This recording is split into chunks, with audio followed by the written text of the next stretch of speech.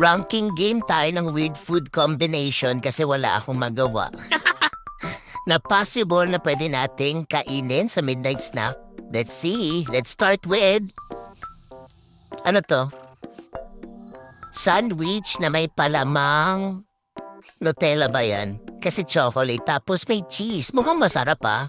So number 2. Mukhang masarap yun ah. Next, pizza na merong M&M. Anong klase yan? Number 6. Mukhang masarap kasi matamis eh.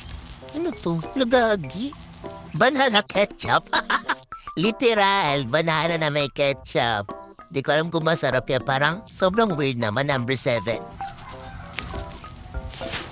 Next, spiral pasta na merong Nutella, chocolate, tapos, ano to?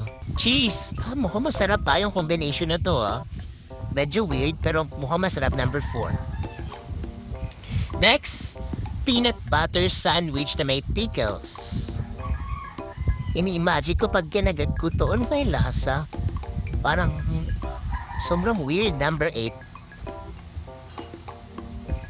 Next, watermelon na merong mustard. Watery na maasim. Maasim kasi mustard, di ba? Di ko alam. Parang hindi siya masarap. Number 9. Next, popcorn na merong cheese ba itong nasa taas? Yun na yellow or parang orange?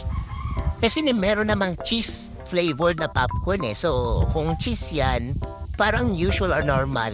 Diba? So, number 5 ka. Kasi normal lang ganun eh.